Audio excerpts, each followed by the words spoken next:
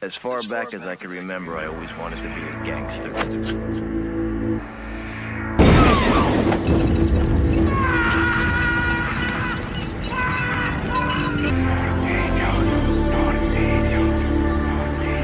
Lyrics include lines such as Zapatos wanna trip, so my cuentas raise up. Ricochet up the calle as my Glock dumps. What's going on, everybody? Hope everybody's having a blessed, productive day. With that being said, let's get back to it. Alright, so today you guys see the thumbnail. We're going to be talking in regards to the gangs in Salinas. Since the late 60s, early 70s, Salinas has been having a problem with gangs. And there is a lot of hoods that have been coming out of the Salinas area as far as with the Norteños and the Sureños. There's other gangs as well, but today we're going to be focusing on the Sureño and the Norteño gang sets. Now, we're going to start off with the Sureño gang set. This is a recollection of my experience and my knowledge that I have growing up in Salinas as far as with the gangs that I came across and the gangs that I was dealing with. Now, mind you, I was a gang member out of Salinas, so majority of these gangs I have first-hand sight of. I'm not just an outsider speaking of these gangs. I had a lot of run-ins with a lot of these gang members. It could be either way from south, north. I had a lot of issues with some of these individuals. We're gonna get started with Sureño gang sets. So as far as with the Sureño, we have MPL, Mexican Pride Locals. That was one of the first gang sets that came out of Salinas, California, as far as for the Sureños, as far as the knowledge that I have. These individuals, for the most part, as far as from the 2006, 7, 8, and 9, they were out there. They were the ones that were putting in a lot of work into the northern territory. They were out there. They were very well known, but throughout time, I'm not sure if all their members were incarcerated or a lot of them fell off or became in no good standings with the gang or whatever the case might be. But as far as I know and the insight that I had, they fell off and they didn't have as much numbers. And not only that, they weren't out there. Their names weren't out there and the gang set wasn't out there like that. VGS, which is called Vagos, during my time frame where I was involved in all these gang activities and I was out there, was one of the main streets that was out there putting in work. And I had a lot of run-ins with certain of these individuals from that set.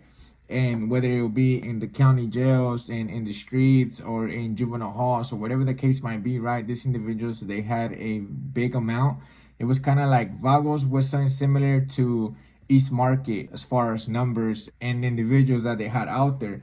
And now these individuals, they used to be putting in a lot of work. They did a lot of damage to the establishment as far as to the homies. To this day, they're one of the main individuals that their hood is still out there and pushing a hard line to the homies as far as my knowledge that I know. And out of that hood, Seaver Street is one of the other subset that, you know, was out there known in the area as far as the 2008-9, they slowed down for a bit and then they picked back up. Their hood was, you know, being thrown out there. Like, you know, for example, the big homies like, hey, you know what, like this individual slid on the homies. We understood that they're from, you know, Seaver or Elkington or so on and so forth. And this is one of the reasons as to why I'm saying that these individuals were out there, because we used to have hood juntas or we used to have gatherings as far as with the individuals for the same hoods or other hoods will get together, you know, and discuss certain issues as far as like what was going on, what hoods were out there the most, you know, who was causing more damage or who was doing this, who was doing that, what issues needed to be fixed, you know, or whatever problem we had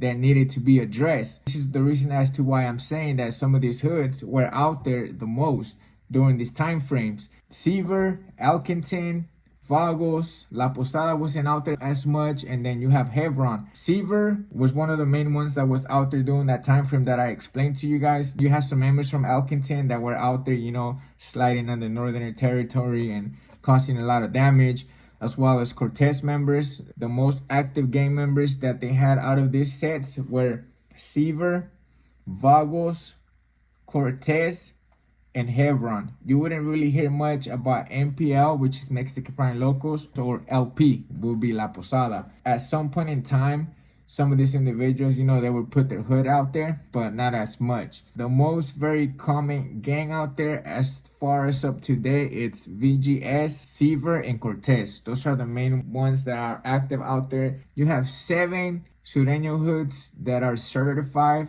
out of Salinas that I'm well aware of and that I encounter with certain individuals from these subsets. Now, there could have been more back then, but as far as my knowledge that I know, there was only 7 hoods out there. These are just gangs that are coming out of the Salinas areas as far as for the Sureños. And now for the Norteño subsets, you have Sam was the first hood that was established in Salinas, was the Sam set, which is Salinas East Market. Then out of Salinas East Market, you have branches that branches off out of the main hood, which is Roosevelt Street, 618. Then you have Soledad Street, Ryder Street, Fairview. Those were the 4 common ones that was out of Sam. It used to be considered a fruit stand before it became Salinas East Market.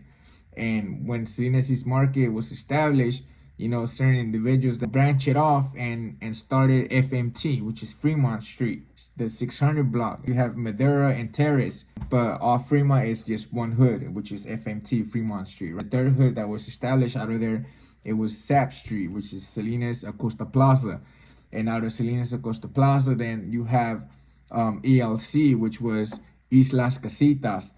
And out of Islas Casitas, you go to the north side, you have North Side, and then you have North Side Locals. From the west side, you just have WSL, which is West Side Locals. Out of the east side, you have Salinas East Market, Fremont Street, which is FMT 600 block, ELC Islas Casitas 700 block, Sap Street 900 block, which is Salinas Acosta Plaza, Kilbert Street, and Northside Baranda, which is the Baranda Boys. Out of these subsets, as far as with the Norteños, to recap everything, right? So there's 7 hoods out of the Sureño subsets, and then you have about 14 hoods coming out of Salinas, right?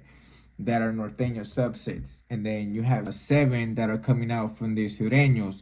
So majority of Salinas, it's ran by Norteños, and there's certain areas where Sureños can't go, and there's certain areas where Norteños can't go because there will be problems, or, you know, they'll get hurt really bad. And for example, the Del Monte and out that part of the east side, Del Monte, Cortez, Seaver, Elkington, Hebron, those are some areas that the Norteños can't go, just, you know, walk around or, you know, enjoying a time, because they're gonna get hurt. And the Sureños, they can't go to the mall, they can't go, you know, to like Applebee's, Buffalo Wild Wings, or, you know, certain places like that, even to the rodeo or things like that, without having to be in a high alert, because they know that if they run into Norteños, they're gonna end up possibly getting hurt or getting involved into some chaos that they don't want. These are just the main hoods, and the hoods that we're putting in the most work. And these are some of the hoods that you got to be aware of when you come to Salinas. If you're a gang member from another city or from another area, or be aware of the colors that you wear, right? Because if you're in the wrong place at the wrong time with the wrong color, you could be hurt really bad. And these are some of the gangs that you got to avoid. And for all the youth out there, like I said it before, and I will say it again, you know, gangs, it's not the way to go. But if that's the cup of tea you like, go ahead, by all means, you know, just figure out what you really want to do in life. Know what you're going to sign up for before it's too late. With that being said, folks, thank you every single one of you guys for coming into this channel. I appreciate it, man. We'll see you guys later on.